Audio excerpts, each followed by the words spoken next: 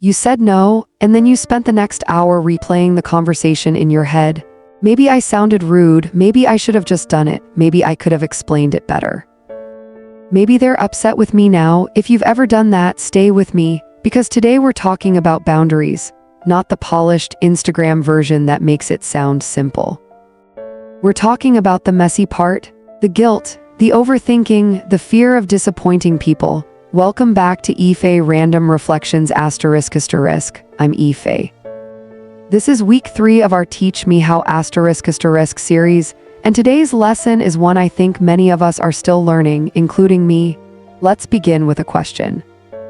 Who taught you how to set healthy boundaries? Not who told you to be nice, not who taught you to respect elders, not who reminded you to always help people. Who actually taught you that it was okay to have limits? For many of us, the answer is no one. We grew up watching adults either sacrifice themselves until they became resentful or enforce boundaries through anger, shouting, silent treatment, or distance. So somewhere along the way, we learned 2 unhealthy lessons. Either good people always say yes, or boundaries only happen after someone has completely lost their patience. Neither of those is healthy. So we created a third option. We abandoned boundaries altogether and called it kindness. We called it love, we called it being available, we called it being selfless. But deep down, many of us were simply afraid that saying no would make us difficult to love. Here's something I wish someone had told me much earlier. A boundary is not a wall. It isn't punishment. It isn't rejection. It isn't saying, I don't care about you.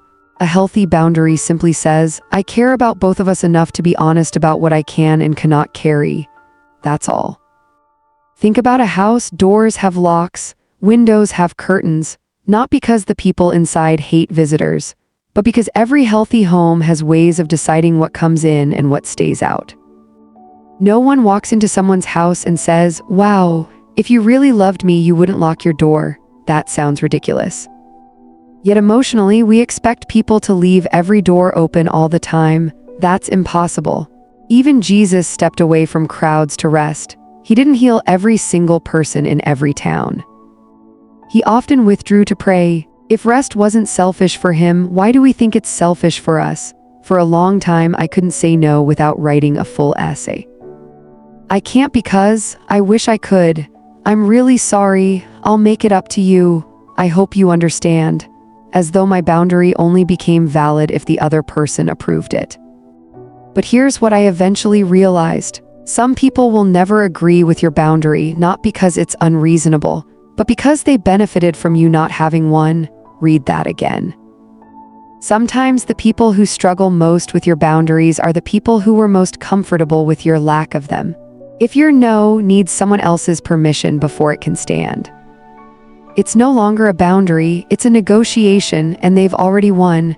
Now let's talk about the part nobody warns you about, the guilt. Honestly, I think this is where most people give up. You finally tell someone you can't do something, and instead of feeling relieved, you feel awful. Your heart starts racing, you keep checking your phone.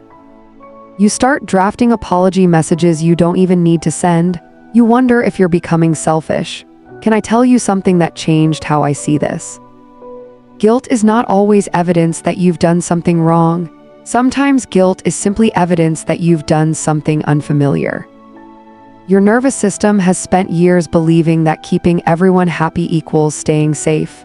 So when you choose yourself, even in a healthy way, your brain treats it like danger. It sounds an alarm. But an alarm isn't always reporting an emergency. Sometimes it's just reacting to change. Don't mistake discomfort for wrongdoing. Growth is often uncomfortable before it becomes peaceful. So, how do we actually start setting boundaries without spiraling afterward? Here are a few things that have helped me. Number 1, stop believing you owe everyone a detailed explanation. You can absolutely explain if you want to. Context can build understanding, but explanation is not the price of your boundary. You are allowed to say, I won't be able to make it. I'm unavailable. I can't commit to that, and stop there. A complete sentence doesn't become more complete because you added 5 paragraphs. Number 2, say your boundary simply, and then allow silence. Silence makes many of us uncomfortable. So after saying no, we immediately rush in to rescue the conversation. Maybe another day, unless, I'll think about it. I'll see what I can do. Notice what happens. Every extra sentence becomes another door someone can push open. Say what you mean. Pause. Let the silence exist. You don't have to fill every quiet moment with guilt. Number 3, asterisk, don't wait until you're exhausted. This one is huge. Most people don't set boundaries early. We wait. We tolerate. We ignore how we're feeling. We keep stretching ourselves. And then one day, we explode. Suddenly everyone thinks we've changed, but the truth is we've been overwhelmed for months. Healthy boundaries are much easier to communicate before resentment arrives. It's easier to say, I need some rest today, than to eventually scream, everybody should just leave me alone. Small boundaries today prevent emotional explosions tomorrow. And finally, remember that people are allowed to be disappointed. That sentence changed my life. People are allowed to feel disappointed. They are not entitled to control your decisions because of that disappointment. Someone else's feelings deserve compassion, but they do not automatically become your responsibility. There is a difference. Real love doesn't require you to abandon yourself. Healthy relationships make room for two people to have needs, not just one. If a relationship only works because you never say no, never ask for space, never express your limits, never disappoint anyone, then that relationship isn't being sustained by love. It's being sustained by your performance, and eventually performances become exhausting.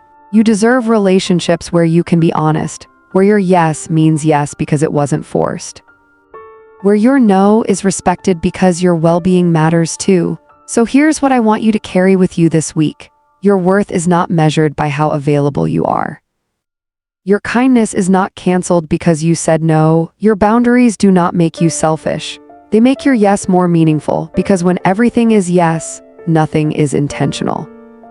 But when you have healthy limits, every yes becomes a genuine gift instead of an obligation. And remember this, your no is complete even without an explanation.